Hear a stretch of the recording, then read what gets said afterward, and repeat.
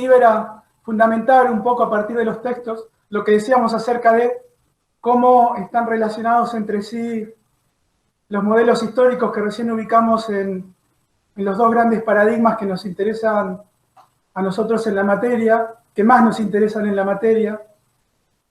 Y ya que vamos a hablar de modelo, me parecía que de estos tres podemos, por ejemplo, pegarle una rápida leída, un rápido vistazo a la cita que tomamos de Belinchón.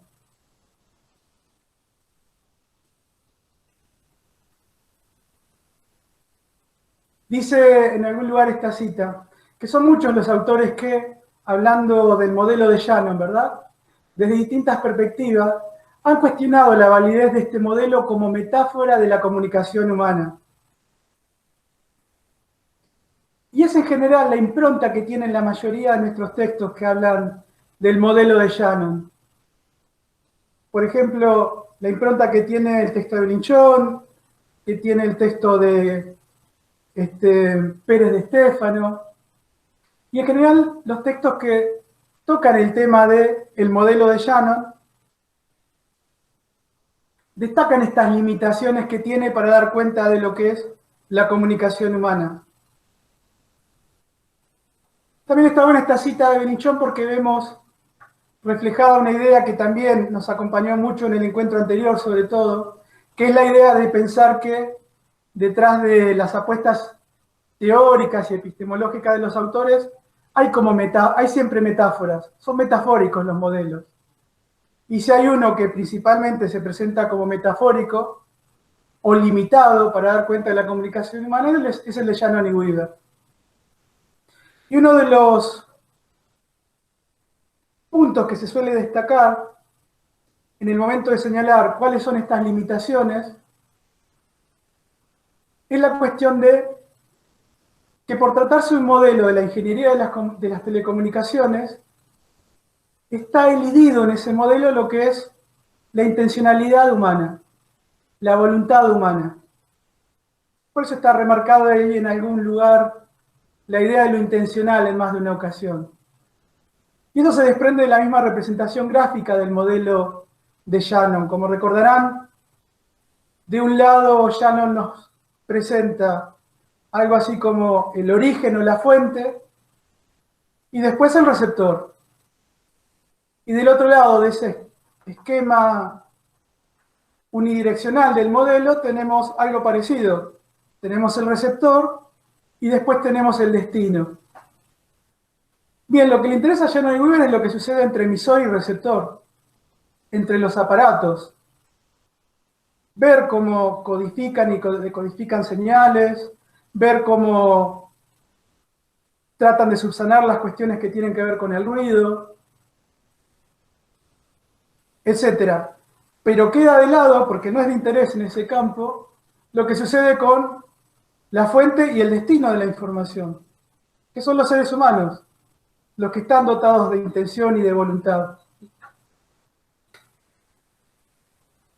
Así que lo que encontramos cuando recorremos los textos de nuestra bibliografía al hablar de este modelo son básicamente los cuestionamientos, las críticas que tiene el modelo. No es que solo hayan críticas, porque como vimos el mismo Jacobson reconoce antecedentes en el modelo de Shannon, pero principalmente nuestros textos enfatizan aspectos críticos o, como decíamos recién, las limitaciones que tenemos que poner como reparos cuando presentamos el modelo de Shannon como metáfora de la comunicación humana.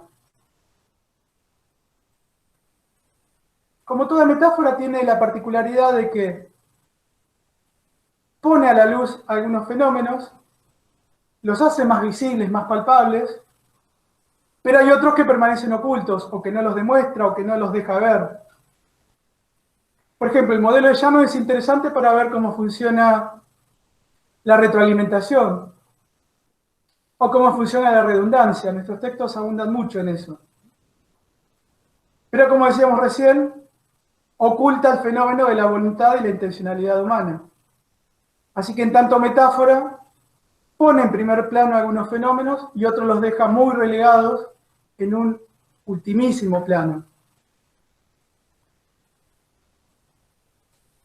Otra crítica que encontramos en nuestros textos es que las nociones de codificación y de decodificación son impropias para hablar de la comunicación humana. O cuanto mucho, limitan de un modo muy severo lo que es la comunicación humana.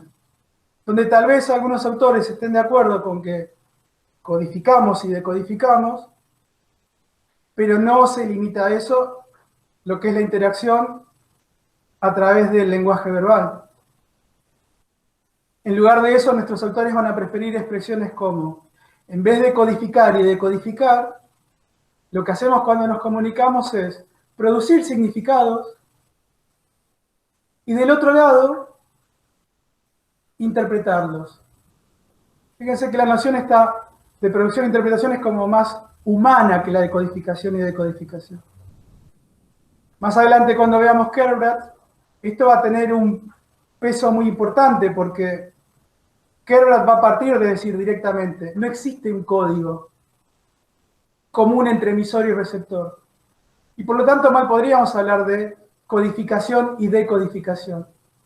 Lo que hacemos los sujetos es, cuando nos comunicamos a través del lenguaje, producir e interpretar significados, pero no utilizar un código común, como supondrían las nociones de codificar y de decodificar. Bueno, esto lo sugerimos recién también. La idea que en el circuito que proponen Shannon y Weaver, lo que importa es lo que pasa entre los aparatos, entre emisor y receptor. Los sujetos quedan afuera del análisis. Y esto también es lógico por la intención de los autores, ¿no?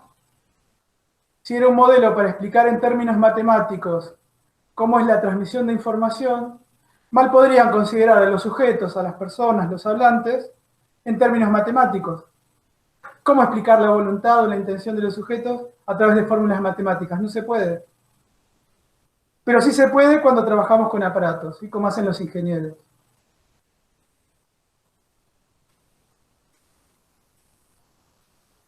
Otra crítica que se le hace al modelo de Shannon, o más que al modelo en sí, a los usos del modelo.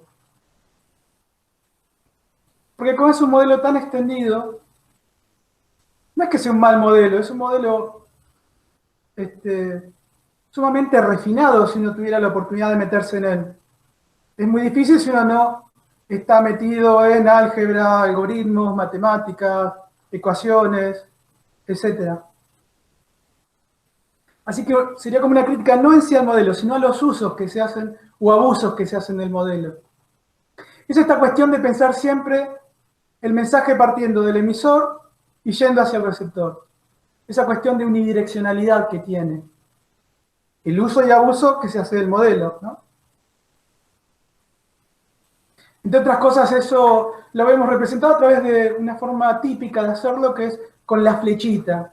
La flechita que sale del emisor y que va hacia el receptor. Al mismo tiempo, eso da la idea de que no estarían ambos polos de la comunicación en un mismo lugar. Nos hablaría de cierta asimetría o cierta diferenciación, ¿no? Con este abuso que se suele hacer cuando se aplica mucho esta metáfora para explicar la comunicación humana. Bueno, lo que van a proponer nuestros textos, por ejemplo, Kerbrat, es que en realidad la comunicación humana es mucho más dinámica. Si uno considera todo lo que está alrededor de la comunicación lingüística, podría ver que esa unidireccionalidad no es tal. Sobre todo Kerbrat lo va a decir cuando hace las autocríticas a su propio modelo. Y va a decir cosas como que, si uno considera lo paraverbal o lo paralingüístico, no existe tal unidireccionalidad. Permanentemente estaríamos operando como productores del mensaje y también como sujetos que interpretamos los mensajes.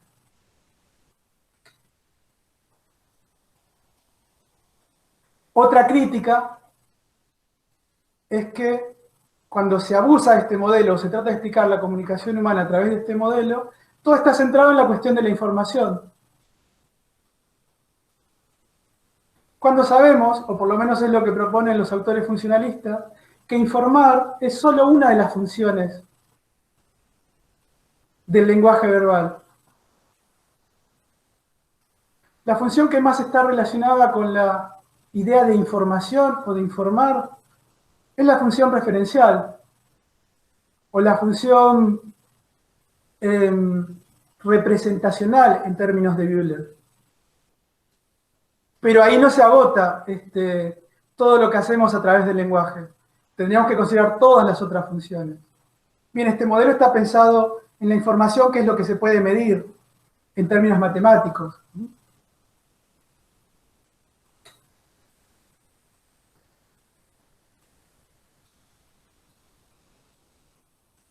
Bueno, esto se desprende un poco de cosas que ya hemos dicho, pero en la comunicación humana no tenemos un solo canal como lo tenemos en la comunicación electrónica, sino que tenemos múltiples canales que operan simultáneamente. Dentro de un rato vamos a hablar acerca de eso. Los canales se suelen denominar también en los estudios lingüísticos modos. Así que la multimodalidad sería la multiplicidad de canales que operan simultáneamente. Eso también es algo que no está reflejado en la metáfora que abusa del modelo de Shannon.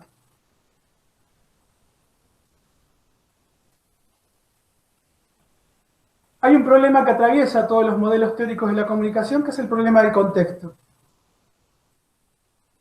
Cómo definir el contexto, cómo interviene, qué aspectos del contexto consideramos, qué sentido tiene hablar de contexto cuando hablamos de comunicación humana, etc. Bien, esas variables que deberían hacernos pensar en muchas dimensiones contextuales, como lo psicológico, lo social y lo cultural de los sujetos, pensemos en Kerbrat, no está presente, lógicamente, en el modelo de Shannon tampoco. Lo único que tenemos en nuestras síntesis de la bibliografía sobre el modelo de Shannon acerca del contexto, es algo muy limitado, que es el modelo de Shannon nos presentaría el contexto solamente para hablar del ruido.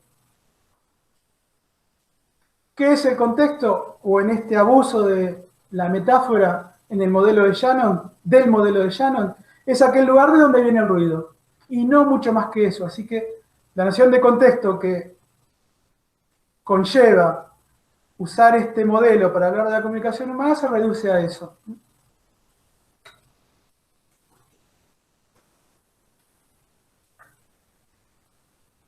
Bien, y por último, como les decía, si bien los textos giran principalmente en torno a esas 6 o 7 críticas que mencionábamos recién, hay algunos puntos que remarcan, por ejemplo, el texto de Pérez de Stefano, como los que tenemos ahí. Que el modelo de Shannon, desde el momento que opera como una suerte de sistema, nos permite ver cómo se relacionan algunos elementos entre sí.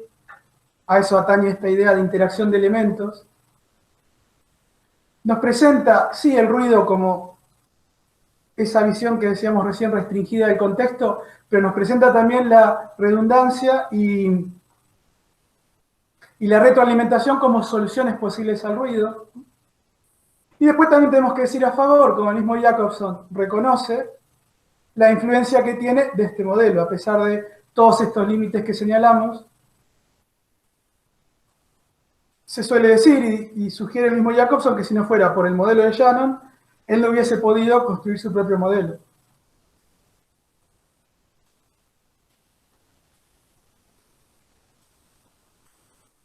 No sucede lo mismo cuando vamos a los modelos funcionales del lenguaje. Particularmente el de Bühler y el de Jacobson, ¿no?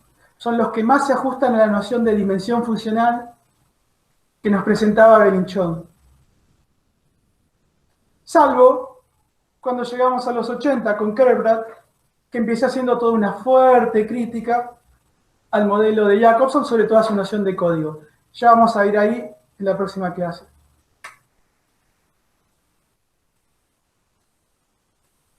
Cuando veíamos a Belinchón, decíamos que el autor propone 3 dimensiones en el objeto, y a cada una de estas dimensiones le sumaba una pregunta particular, un problema o un interrogante. Cuando se refería puntualmente a la dimensión funcional del lenguaje, que es la que tiene que ver con el paradigma funcionalista, la pregunta era esta: ¿para qué sirve el lenguaje? Bueno, como decíamos, los modelos que más claramente corresponden a esta dimensión son los de Bühler y Jacobson, aunque en Jacobson ya hicimos algunas advertencias. Ya advertimos que Jacobson también tiene una carga muy fuerte de tipo estructuralista, o sea, de la dimensión estructural del lenguaje, o sea, del paradigma formalista, cuando trabaja la función poética. Este tercer punto es clave cuando hablamos de estos autores, o de los modelos funcionalistas de la comunicación. Y es que si bien podemos distinguir distintas funciones, cuando nos preguntamos para qué sirve el lenguaje, hay que decir que esa diferenciación o distinción la hacemos solamente en a los fines de poder analizar las situaciones comunicativas. Pero en los fenómenos de la vida real, en las situaciones concretas, lo más probable es que esas funciones aparezcan amalgamadas, aparezcan entremezcladas, aparezcan sucediéndose unas a otras. Así que la distinción es para el análisis, es útil para el análisis. De hecho, muchas de nuestras prácticas, trabajos prácticos, ejemplos del material bibliográfico, etcétera, proponen hacer análisis a partir de las funciones. Ahora bien, en los hechos concretos de la vida real, operamos con el lenguaje sin necesidad de mentalizarlas o distinguirlas o atenernos a rajatablas a una sola función. Lo más habitual de las situaciones de la vida cotidiana es que estas funciones que distinguimos analíticamente aparezcan combinadas, sin perjuicio de lo cual suele haber una que tiene predominio sobre las otras. Entonces las distinguimos a los fines del análisis, pero sabemos que aparecen combinadas.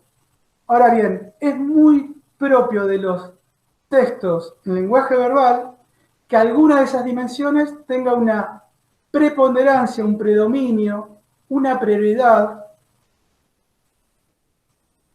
o un lugar jerárquico por encima de las otras.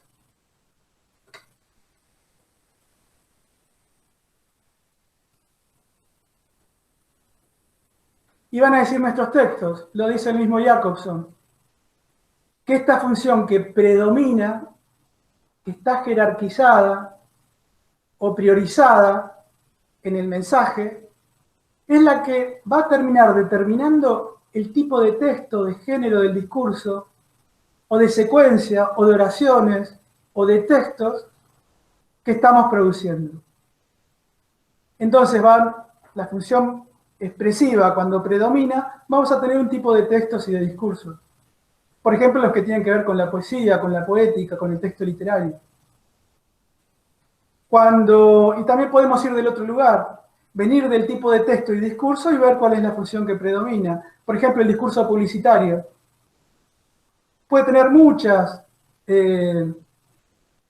tampoco son tantas, no son 6 en total las funciones. Puede tener las 6 funciones, pero el sentido del texto publicitario es convencerte de que compres el producto.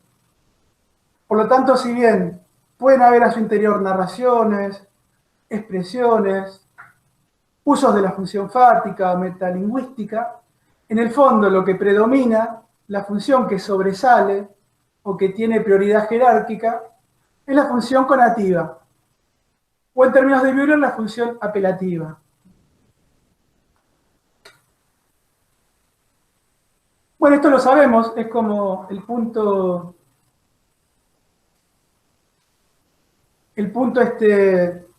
de partida de estos dos modelos, que es identificar los elementos de la comunicación y a cada uno hacerle corresponder una función particular.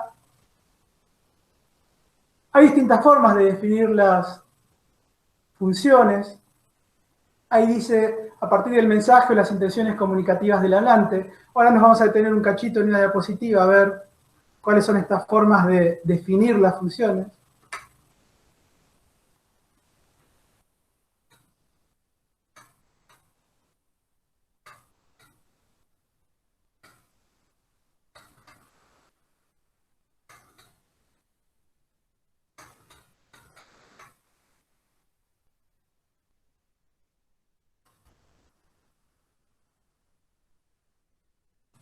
Y más o menos aquí recuperé algunas, las más habituales, las que más encontramos en nuestros textos.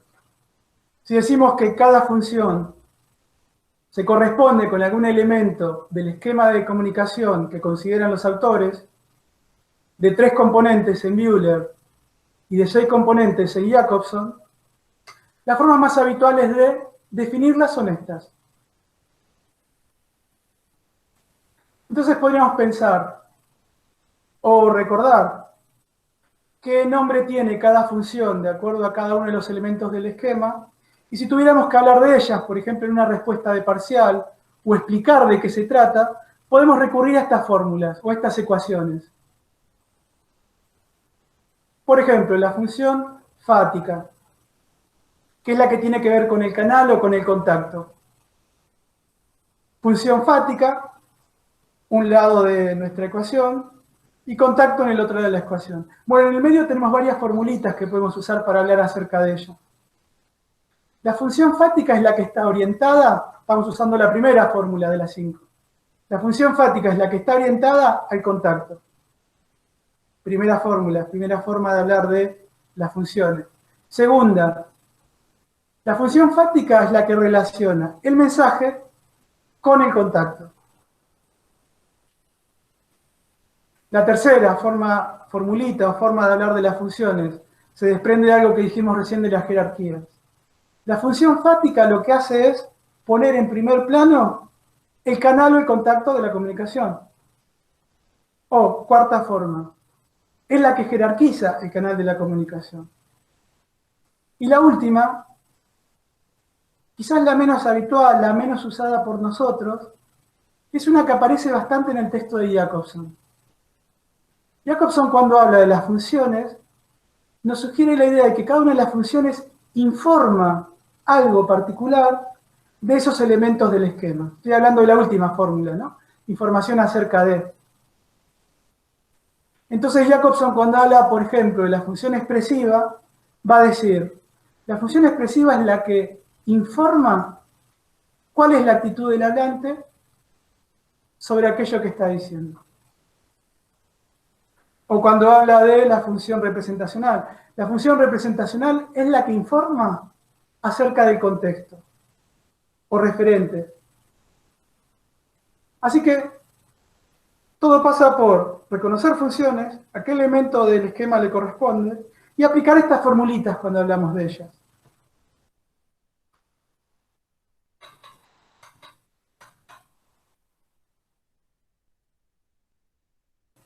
Bueno, yendo puntualmente al caso de Bühler, el modelo triádico, dijimos que este autor no era un lingüista, sino que venía del campo de la filosofía, así que no es de extrañar que en el momento de definir sus 3 funciones se base en filósofos de la antigüedad clásica. Entonces nos va a decir, en mi modelo yo voy a considerar el lenguaje como un instrumento, o como un organón, que es el nombre que lo presentan nuestros textos. ¿De dónde tomo esta idea? La tomo de Platón, más precisamente de un texto que es el Cratilo. Ahí ya está esta idea. Y en el momento de definir las 3 funciones va a decir, esto no es algo que se me ocurra a mí, esto ya lo dijo Aristóteles en la retórica. En la retórica Aristóteles definió distintos tipos de discursos, distintos tipos de géneros o formatos a partir de las personas gramaticales. Yo, tú, él, ello. Primera persona, segunda persona, tercera persona. Bueno, de el entrecruce de estas 2 propuestas teóricas, la de el lenguaje como instrumento tomada del Cratilo y las orientaciones del discurso tomadas de la retórica, yo termino formulando mi modelo, que es el modelo que conocemos. Esto le está representado de esta forma.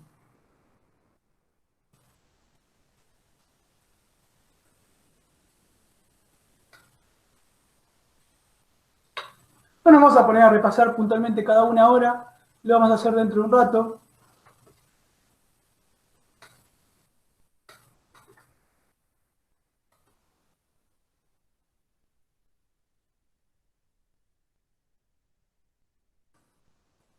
Pero ya que hablamos del reconocimiento que hace Jacobson de su modelo a la propuesta teórica de Bühler, esta sería la forma de representar esa afiliación. Lo que Euler llama función representativa, en Jacobson se llama función referencial. Lo que Euler llama función expresiva, en Jacobson es función emotiva. Y lo que Euler llama función apelativa, en Jacobson aparece como función conativa. Sin embargo, cuando nosotros trabajemos en nuestros textos, no va a ser tan interesante acordarse la palabrita que utiliza cada uno. Así que también cuando hablemos de Jacobson podemos hablar de función expresiva. Lo importante es saber que a pesar de que los autores le pueden dar distintas denominaciones, se están refiriendo a las mismas tres funciones. El avance que hace Jacobson en el momento de identificar las funciones es, partiendo del modelo de Shannon, tener en cuenta también la cuestión del canal o contacto, a la función que prioriza este elemento la llama fática, tener en cuenta la importancia del código en el modelo de Shannon. En el caso de la comunicación lingüística, la función que informa acerca del código es la metalingüística. Y finalmente la poética, que tiene que ver con el mensaje, que como decíamos, es la que más le interesa a Jacobson.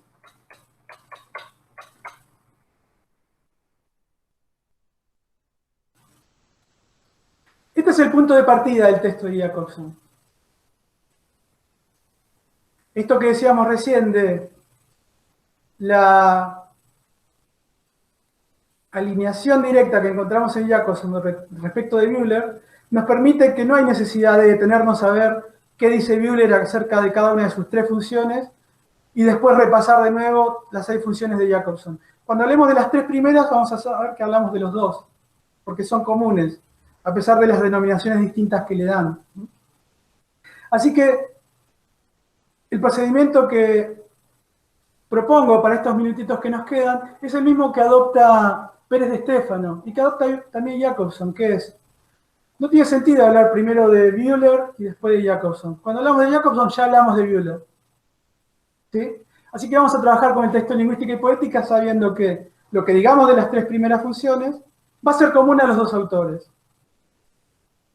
Les decía que esto es como una especie de esquemita que representa la introducción del texto de lingüística y poética. El texto de Jacobson parte de una idea que encontramos en Saussure, porque como decíamos, Jacobson es alguien que se reconoce como heredero del estructuralismo saussuriano, que es esta idea de que la lingüística se puede pensar como una parte de una macrociencia que estudie el funcionamiento de los signos en la sociedad y la cultura en general. Así que la lingüística como un elemento adentro de la teoría general de los signos. En el texto de Saussure van a encontrar como denominación de esta teoría general la noción de semiología. Y en otros textos más modernos, más actuales, como en nuestra bibliografía podría ser Serrano, esta teoría general de los signos se suele denominar con más frecuencia semiótica. Entonces la lingüística va a ser una parte de la semiología en Saussure, o una parte de la semiótica en Serrano, o Jacobson, que se ocupa de unos signos en particular, los signos lingüísticos. Hasta ahí, digamos que Jacobson no tiene nada de novedoso, está diciendo algo que ya había dicho Saussure. La apuesta fuerte de Jacobson, en el texto que nos interesa a nosotros, es incorporar la poética al interior de los estudios lingüísticos. De hecho, habrán notado cuando leen la introducción o cuando leen el texto, es un texto que tiene una fuerte carga argumentativa. Él se trata de defender en este congreso, en este encuentro académico, de defender por qué él considera que la poética es parte de la lingüística. De hecho, es el título de su ponencia, Lingüística y Poética. Y por lo que se nota en la introducción, es que esto ha generado debates antes de que él exponga su propia postura. Incluso hay muchos ejemplos en el texto de Jacobson, donde recupera ejemplos que uno no puede seguir porque son ejemplos que se trataron antes en ese encuentro académico, en ese congreso. Entonces dice cosas como: cuando hablábamos de tal cosa, bueno, Nosotros no estuvimos ahí, no sabemos qué se dijo. Pero todo es para recuperar lo que se dijo en esas discusiones y ponerlo en favor de esta propuesta de él, incorporar la poética dentro de los estudios lingüísticos. A grandes rasgos, él dice que la poética, y por eso él la considera parte de los estudios lingüísticos, es el estudio del arte verbal. Y la forma de estudiar el arte verbal, o sea, entre comillas, la poesía, con palabras más de vida cotidiana, consiste en estudiar la estructura de los mensajes verbales. Ahí es donde entra la lingüística como el campo más apropiado para dar cuenta del arte verbal. Porque lo que interesa acá es estudiar la estructura. ¿Y quién o qué disciplina más apropiada para estudiar la estructura que la lingüística? Y por eso, como decíamos hace un momento, él se va a detener cuando hable de función poética, de presentar muchos análisis y ejemplos basados en la estructura de, por ejemplo, los versos de distintas lenguas. Ahora él no es necio, no es que va a decir todo el arte verbal se cierra en la lingüística. La lingüística se va a ocupar de esto, del arte verbal en tanto estructura verbal. Pero yo también reconozco que hay una parte de la poética de la que se van a ocupar las teorías literarias, los estudios literarios.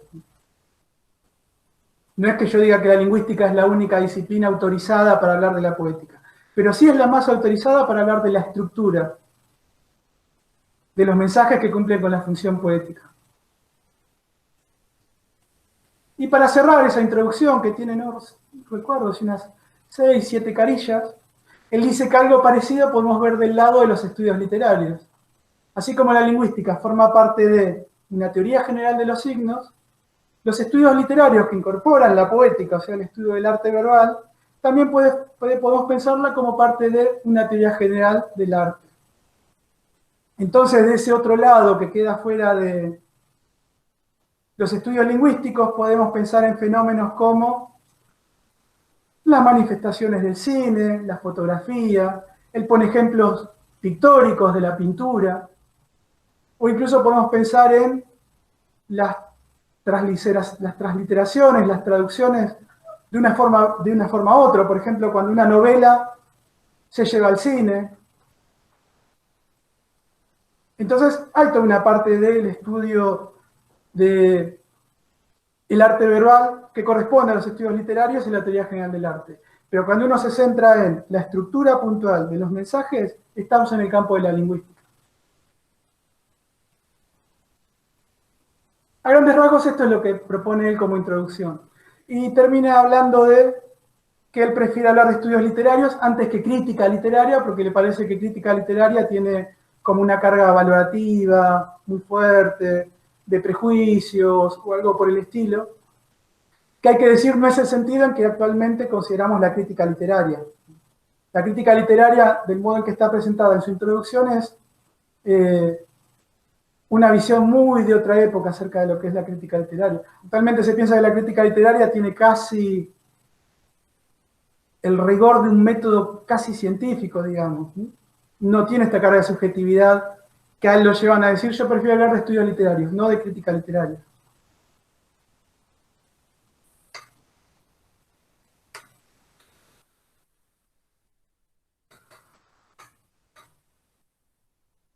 Bien, veamos qué dice acerca de cada una de las funciones.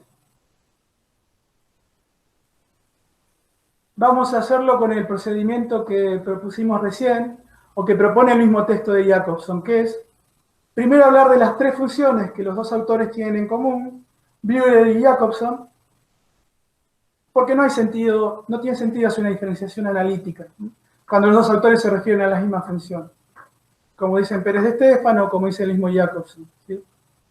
Bueno, primera función en común, la función que tiene que ver con, en Bleuler, los objetos y las relaciones del mundo, o en Jacobson con el contexto.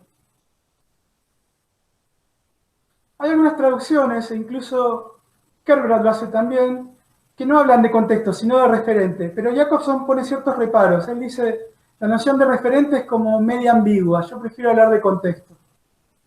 Así que cuando vean su esquemita, van a ver que aparece ahí contexto, no referente.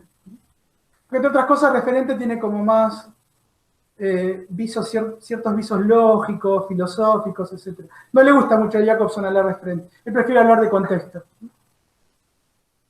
Algo diferente y contrario sucede en Kerbrat, que habla de referente. Bueno, esta función tiene muchos nombres, ahí hay dos. Función representativa o representacional. Próxima a el nombre que le da Bühler. En Jacobson se llama función referencial. El mismo Jacobson propone también llamarla función cognoscitiva, de conocimiento. Profe, ¿Sí? perdón, ¿te puedo hacer ¿Sí? una consulta? ¿Sí? ¿Cómo no? Eh, no, referido a, bueno, justo a esto, la concepción de referente que menciona Kerbrat, Sí. básicamente sería como muy similar a la noción de contexto. Ya sé que más recién ahí habías aplicado como una distinción, porque referente tenía un bagaje más filosófico, Sí. pero nada, quería saber más o menos a qué hacía referencia Kerbrat cuando decía, bueno, cuando distinguía referente. Bien. Kerbrat tiene un problema, ya nos vamos a meter en eso. Y es que le sirve hablar de referente porque la noción de contexto aparece en otros lugares de su esquema. Por ejemplo, cuando Kerbrat habla de las restricciones en el universo del discurso, si uno se pone a leer qué hay atrás de esta noción o de este componente, se va a encontrar que está el contexto representado mentalmente. En Kerbrat el contexto tiene una fuerte carga de representaciones mentales. Kerbrat piensa en un contexto mental. Entonces le resulta más útil pensar en referentes como los temas de los que hablamos. Ahí iría un poco más, estaría más cerca la noción de referente. Los referentes son los temas, pero lo que tiene que ver con el contexto, en su concepción más clásica, el tiempo, el lugar donde estoy, las personas, la época histórica, el lugar, el ámbito, etc., está más presente en otro componente del esquema que es las restricciones en el universo del discurso. Y más adelante, cuando formula sus autocríticas, esto que pareciera un poco aclararse con esta diferenciación que estamos haciendo, no resulta tan clara. Porque cuando hace las autocríticas dice que todo esto que presenta como entidades diferenciadas están entremezcladas. El martes lo vamos a ver, cuando veamos las autocríticas. Perfecto, profe, muchas gracias. No, por favor.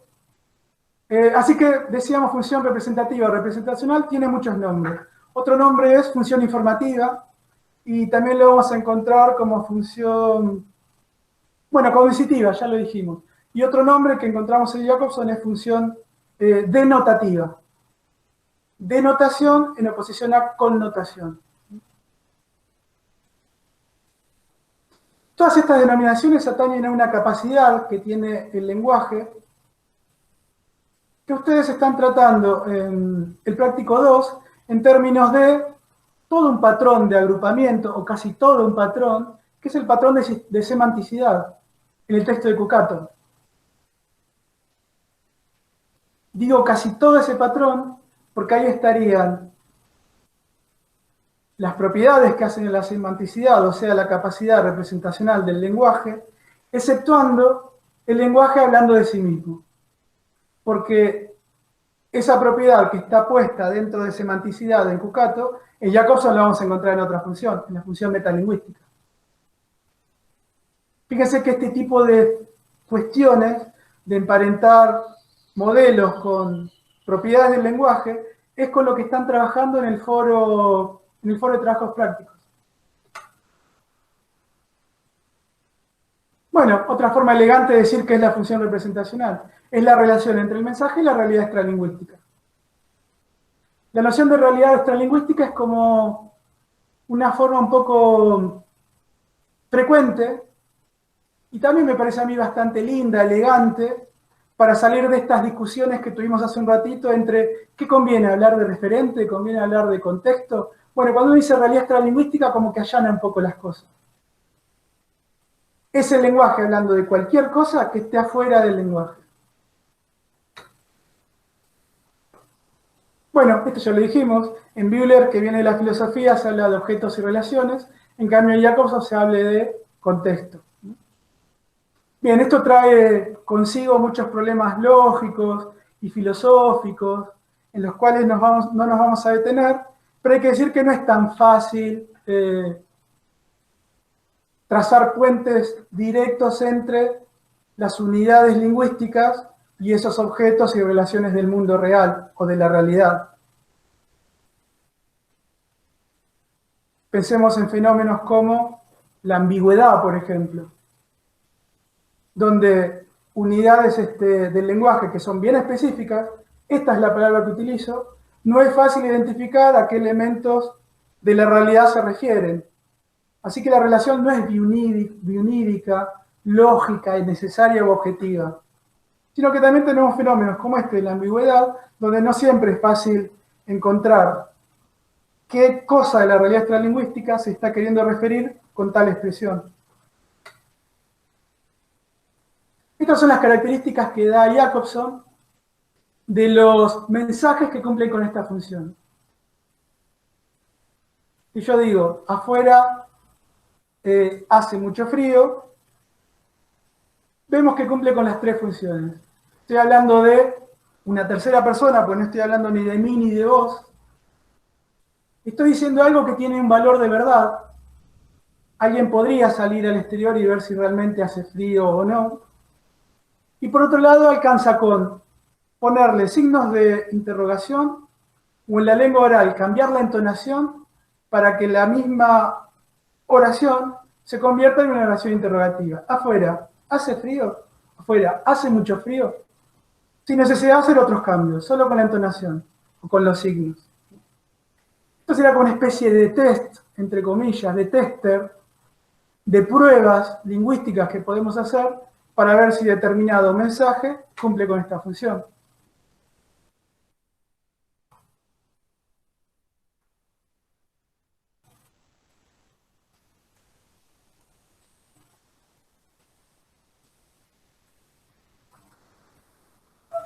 Bien, la idea de realidad extralingüística nos resulta útil para pensar que no es contexto o referentes reales necesariamente, pueden ser también imaginarios. Vale decir que acá también tenemos otra propiedad del lenguaje natural que hace a la semanticidad y que también está incluida en la función representacional. Por ejemplo, la propiedad de prevaricación o la propiedad de desplazamiento. De esto hablamos cuando hablamos de Belinchón, que esto de que sea una relación unidad lingüística con elemento de la realidad no significa que necesariamente sea con elementos individuales, sino que el lenguaje funciona como un sistema de representación secundario. Para quien no estuvo presente en la clase anterior, está en el video que subimos de la clase anterior, ¿sí? Bueno, y lo mismo con la descripción. También está presente en Belinchón cuando habla de esta función. Cuando yo describo algo, pongo en juego la función representacional.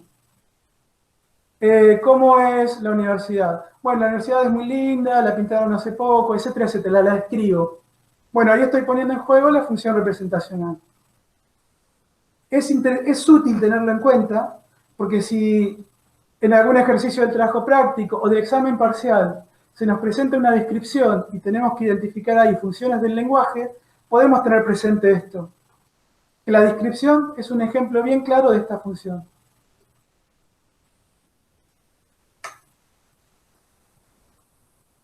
Función emotiva, relación entre el mensaje y el mundo interno del hablante. Si cada función se corresponde con un elemento del esquema, claramente, tanto en Bühler como en Jacobson, ese elemento, entre comillas, ese factor inalienable de la comunicación, como dice Jacobson, es el hablante. Remite a yo de discurso la actitud del hablante sobre lo que expresa.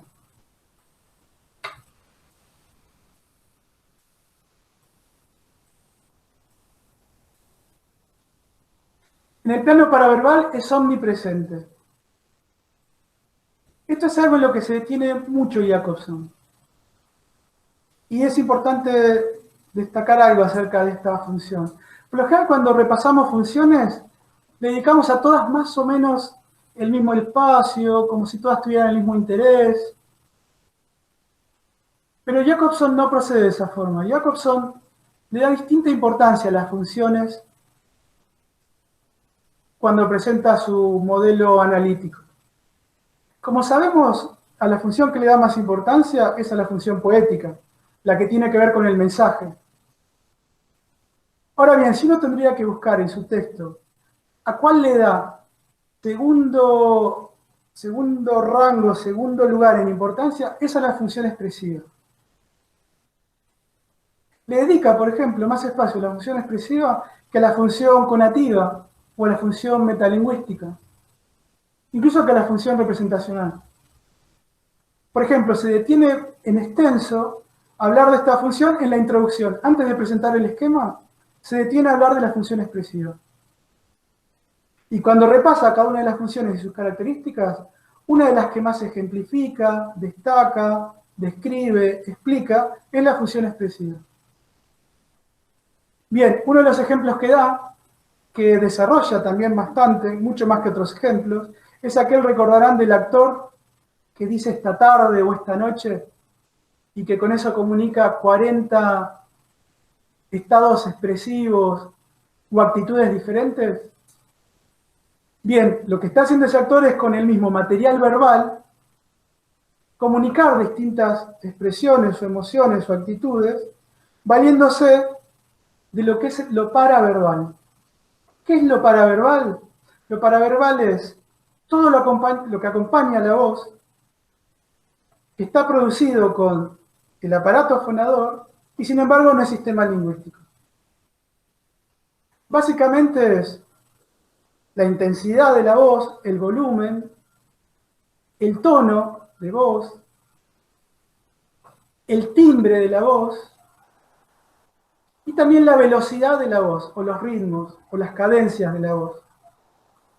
A través de esos elementos ver el tono con el que alguien dice las cosas, el volumen con que las dice, la velocidad con que las dice o el ritmo, yo puedo identificar estados emocionales, estados actitudinales, nerviosismo, bronca, énfasis, alegría, etc.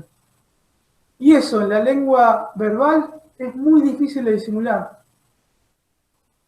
Así que si bien en el plano verbal no siempre identificamos función emotiva, porque a veces vamos a identificar representacional, a veces apelativa, etc., en el plano de lo paraverbal, todo esto que acompaña el mensaje lingüístico y envuelve la voz, está siempre presente.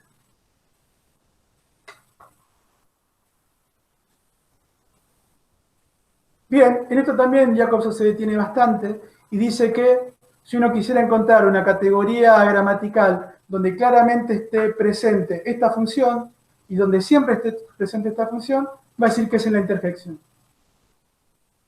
Bien, si quieren, son 2 y 2 minutitos, terminamos con la función apelativa, que es la tercera que tienen en común los dos autores. Digamos, unos ítems nomás.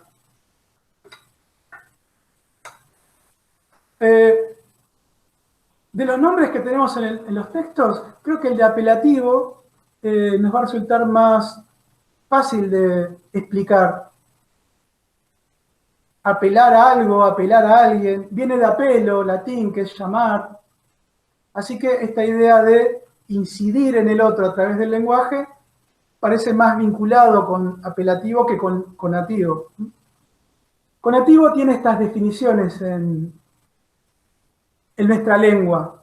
Viene de conato, que es el inicio de una acción, es la propensión, tendencia o propósito de una acción, es el empeño y el esfuerzo en la ejecución de algo. Y esas tres primeras un poco nos orientan acerca de por qué se puede llamar conativa esta función. Y se puede llamar así porque si uno se centra en lo que está en el fondo como propósito, es el comienzo de una acción por parte de un tercero.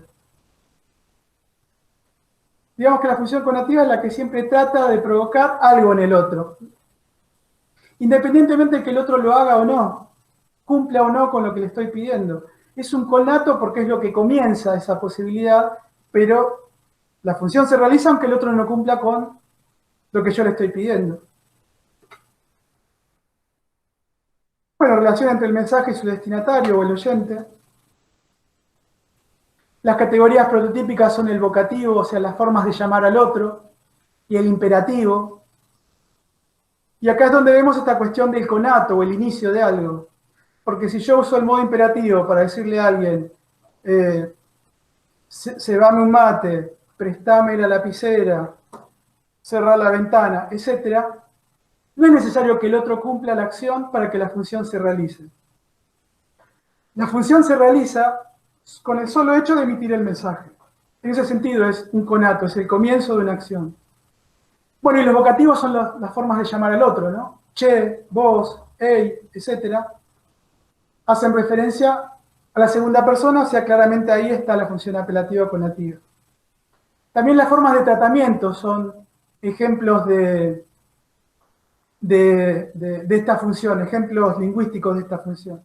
Piensen en todas las formas en que uno encabeza una carta, un correo electrónico, una intervención en un foro, un mensaje. Por ejemplo, estimado señor director de tal escuela, querido fulano de tal, estimado amigo. Esas se llaman formas de tratamiento, son también vocativos, pero son esos vocativos particulares que utilizamos para expresar a quién nos dirigimos con estos mensajes.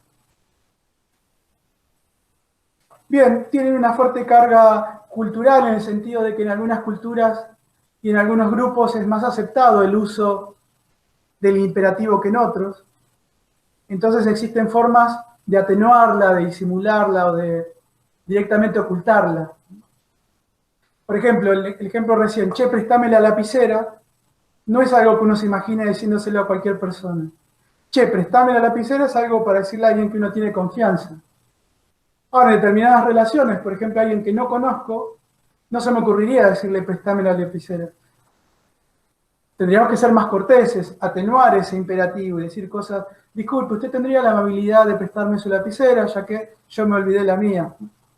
Así que en el fondo está la función apelativa, pero no está el modo imperativo descarnado, pelado, ¿sí? Está atenuado, disimulado y en algunos casos puede estar oculto.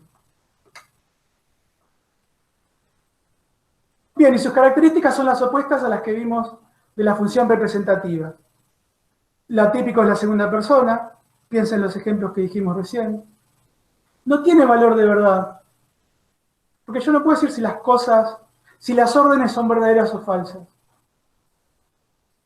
Sí puedo decir que esa persona es sincera o no en su intención de decir eso, pero si me atengo al lenguaje lingüístico no tiene valor de verdad. De lo representativo, como afuera hace frío, yo puedo decir, ¿es verdadero o es falso? Ahora decir, préstame la lapicera, no tiene valor de verdad. Y al mismo tiempo no alcanza con cambiar el tono y ponerle signos de interrogación para que se convierta en pregunta. Tengo que cambiar algo al interior del mensaje, no solo eso. Bien, nos pasamos 10 minutos, discúlpenme.